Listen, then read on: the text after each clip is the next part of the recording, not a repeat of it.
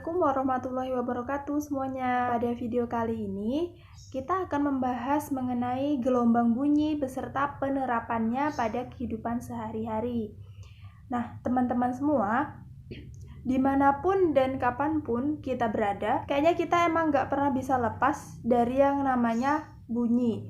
Nah, dari mulai kita ngobrol sama temen, terus dengerin lagu, suara kendaraan di jalan, suara hewan-hewan, dan fenomena-fenomena lain. Dari fenomena bunyi ini, banyak hal penting yang bisa kita pelajari. Bukan cuma gimana bunyi itu dihasilkan, tetapi sampai di mana bunyi bisa terdengar dan berbagai macam sifat-sifatnya. Nah, selanjutnya kita juga harus tahu sebenarnya apa sih gelombang bunyi itu. Gelombang bunyi adalah getaran yang merambat melalui medium tertentu. Nah, ada dua jenis gelombang bunyi berdasarkan arah rambatnya. Yang pertama gelombang transversal, yang kedua gelombang longitudinal. Gelombang pada tali dan ombak di laut adalah contoh dari gelombang transversal yang merambat tegak lurus dengan arah getaran. Tetapi beda dengan gelombang bunyi. Gelombang bunyi adalah gelombang longitudinal yang merambat searah dengan getaran. Nah, gelombang bunyi merambat dengan cara merapatkan dan merenggangkan udara atau medium di sekitarnya. Tapi ingat ya, gelombang bunyi perlu medium untuk dapat merambat dan terdengar. Nah, medium rambatnya bisa berupa zat cair, zat padat, dan udara. Gelombang bunyi tidak dapat merambat melalui ruang hampa. Oleh sebab itu, para astronot berkomunikasi menggunakan radio. Nah, selanjutnya, jika kalian pernah bermain telepon kaleng bersama teman-teman, pasti akan ada suara yang dihasilkan pada saat teman kalian berbicara. Nah, hal ini terjadi karena gelombang suara merambat pada zat padat, yaitu benang. Semakin kencang benang ditegangkan, maka semakin jelas suara yang dihasilkan. Selanjutnya yaitu jenis gelombang bunyi berdasarkan frekuensinya.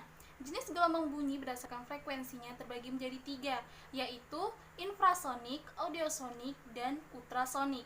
Infrasonik ini adalah gelombang bunyi yang memiliki frekuensi getaran kurang dari 20 Hz, dan itu biasanya tidak didengar oleh manusia, melainkan beberapa hewan tertentu saja seperti laba-laba, badak, gajah, dan jangkrik. Nah, yang kedua yaitu audiosonik. Audiosonik ini adalah gelombang bunyi dengan frekuensi getaran sebesar 20 Hz sampai 20.000 Hz, dan itu biasanya bisa didengar oleh manusia. Yang ketiga yaitu ultrasonik. Ultrasonik ini adalah gelombang bunyi dengan frekuensi getaran lebih dari 20.000 Hz, dan itu biasa didengar oleh lumba-lumba dan kelelawar. Baik, selanjutnya yaitu teknologi gelombang bunyi. Yang pertama yaitu teknologi sonar. Teknologi sonar dapat digunakan untuk sistem navigasi dengan bunyi pantul ultrasonik pada perangkat kamera, berguna untuk mendeteksi jarak benda yang akan dipoto. Pada kendaraan mobil dapat digunakan untuk mendeteksi jarak benda-benda yang ada di sekitar mobil, dan pengukur kedalaman laut. Yang kedua yaitu ultrasonografi atau USG. Ultrasonografi atau USG adalah teknologi yang digunakan untuk mencitrakan bagian dalam tubuh manusia. USG digunakan untuk melihat perkembangan janin dan kandungan. Selanjutnya yaitu ekokardiogram. Ekokardiogram adalah teknologi yang dapat digunakan untuk mengukur kecepatan aliran darah. Nah, kecepatan aliran darah ini diukur menggunakan efek Doppler. Bunyi ultrasonik diarahkan menuju pembuluh nadi dan pergerakan gelombang bunyi tersebut mengikuti kecepatan aliran darah.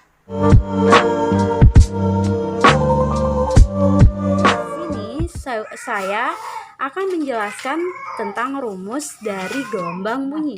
Rumus dasarnya yaitu T, di mana T ini adalah periode, sama dengan T per N, di mana T kecil ini sebagai waktu gelombang, dan N ini adalah jumlah getaran, dan atau F frekuensi sama dengan jumlah getaran per waktu gelombang. Di sini ada panjang gelombang atau disebut apa kalau di fisika, yaitu disebut lambda. Lambda sama dengan V, cepat rambat. V itu adalah cepat rambat dikali T. T itu adalah periode. Di mana kita paparkan rumus-rumusnya, yaitu V sama dengan lambda per T. T sama dengan seper frekuensi, dan T bisa juga digunakan sebagai lambda per V. Nah, untuk yang kedua yaitu kita paparkan dari lambda sama dengan V per F, di mana kita jabarkan lagi dari rumus ini. Jika mencari cepat rambat, maka rumusnya yaitu lambda dikali frekuensi. Nah, jika mencari frekuensi, yaitu frekuensi sama dengan per periode. Nah, jika mencari frekuensi itu bisa dicari dengan dua cara. Yang pertama tadi per T, dan yang kedua itu adalah cepat rambat per panjang gelombang. Nah, untuk satuan-satuannya yaitu bisa kita baca panjang lambda, panjang gelombang, di mana satuannya yaitu meter, periode, sekon, frekuensi, hertz, cepat rambat, meter per sekon, waktu gelombang, sekon, dan N jumlah getaran.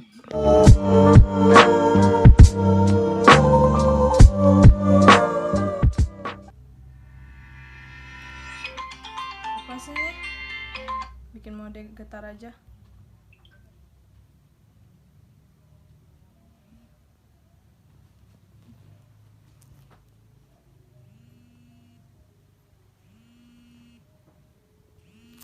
Kok masih kedengaran ya? Padahal udah pakai mode getar. Apa sih gelombang bunyi? Gelombang bunyi merupakan getaran yang merambat melalui media tertentu, baik media padat, cair, ataupun gas. Nah, makanya ketika HP kita bergetar, kita masih mendengarkan suara, padahal HP kita menggunakan mode getar. Hal ini terjadi karena getaran handphone menggetarkan udara yang ada di sekitarnya. Lalu, gangguan ini merambat hingga sampai di telinga dan menggetarkan telinga kita sehingga kita dapat mendengarkan bunyi tersebut. Kamu lagi ngapain? Dari musik nih. Kok suara kenceng banget sih? Pakai apa sih tuh? Iya nih, aku pakai speaker. Nah, karena aku lebih suka kalau saat mendengarkan musik itu pakai speaker, karena dia lebih keras suaranya. Nah, kenapa sih speaker ini bisa menghantarkan bunyi? Ayo, ada yang tahu tidak? Nah, tadi pertanyaannya, kenapa pada speaker itu bisa menghasilkan bunyi dan kita dapat mendengar bunyi itu lebih jelas dan lebih besar. Nah, biar saya jelaskan sedikit.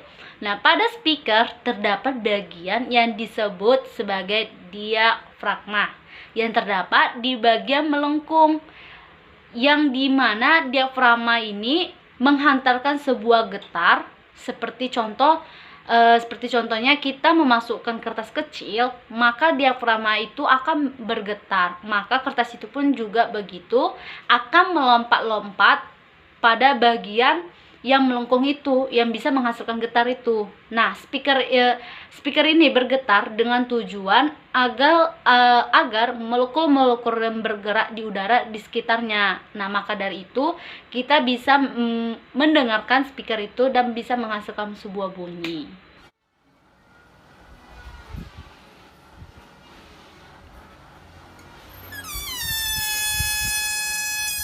Kenapa ya balon ini berbunyi seperti ini? Mengapa bunyi tersebut ada? Bunyi terjadi karena adanya usikan dari bibir balon sehingga benda atau balon bergetar. Pada saat bibir balon ditarik seperti ini, ruang keluar udara menyempit. Alhasil, udara mendesak dinding untuk keluar. Pada saat udara mendesak dinding, membuat benda bergetar dan menghasilkan bunyi yang kita dengar tadi.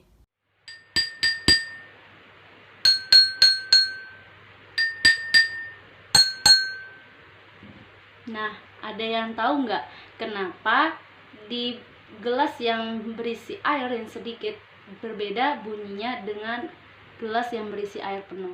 Nah, di sini saya akan menjelaskan sedikit tentang kedua gelas ini, yaitu gelas yang berisi air sedikit dan berisi air penuh. Nah, pada gelas yang berisi air sedikit ini bunyinya dihasilkan paling nyaring, karena pada gelas ini terjadi yang volume airnya sedikit memiliki lebih banyak ruang terisi udara, sehingga ketika kita memukul gelas ini suaranya lebih nyaring dibandingkan gelas yang berisi air penuh.